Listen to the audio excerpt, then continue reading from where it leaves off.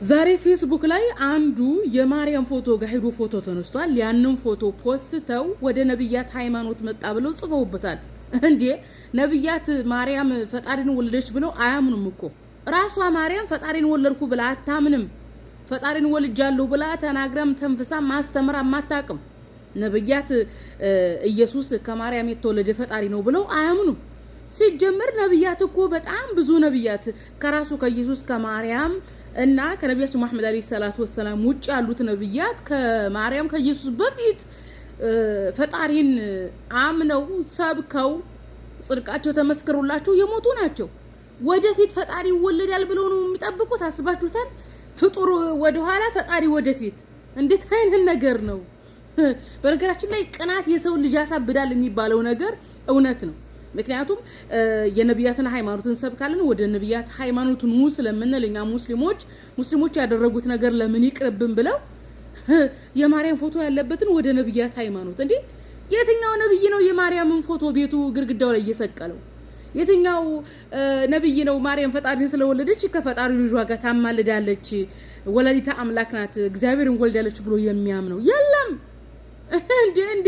እንዲህ ቢል አንድ ሰው ነብያቱ በነበሩበት ዘመን በነብያት ፊት እንዲህ ቢል አይለቋቸውም፣ ይገሏቸዋል ነብያቶቹ። ይሄ በፈጣሪ ላይ መሳቅ የፈጣሪን ስም ማጥፋት በነብያቱም ላይ መሳለቅ ስለሆነ ነብያቶቹ አይለቋቸውም። መጽሐፍ ቅዱስ ላይ ቅዱስ እየተባለ የሚጠራው ነብዩ ኤልያስ ያደረገውን አላያችሁም? ጣዖት አምላኪዎቹን የበዓል ነብያቶችን እኮ አምጥቶ አሳረዳቸው ነው የሚለው። ምክንያቱም ከእግዚአብሔር ውጭ ላለ አካል መስዋዕት ስላቀረቡ እግዚአብሔር ከኔ ውጭ ላለ አካል መስዋዕት የሚያቀርብ ይጥፋ ብሎ አዟል። ምክንያቱም መስዋዕት የሚገባው ለእግዚአብሔር ብቻና ብቻ ነው። እግዚአብሔር ቀናተኛ አምላክ ነው። ኦኬ፣ እግዚአብሔር ቀናተኛ አምላክ ስለሆነ ኤልያስ ምን አደረገ? ከእግዚአብሔር ውጭ ላለ አካላት መስዋዕትን አቅርባቸዋል በሚል የበዓል ነብያትን አረዳቸው። ቀጥታማ ኤልያስ ነብዩ ኤልያስ በነብያት ዘመን ማርያም ፈጣሪ እናት ናት ከፈጣሪ ልጇ ጋር ታማልደናለች ኢየሱስ ፈጣሪ ነው ብትሉ እንደ ኤልያስ ያርዳችኋል እንጂ ዝም የሚላችሁ ነብይ የለም። ተግባብተናል። ስለዚህ ማርያም ፈጣሪ እናት ናት ከፈጣሪ ልጇ ጋር ታማልደናለች ኢየሱስ ፈጣሪ ነው የሚለው የቀሳውስትና የመነኮሳት ሃይማኖት የፍልስፍና ፈጠራ ስራ እንጂ ከነብያት ከሐዋርያት የተገኘ አይደለም።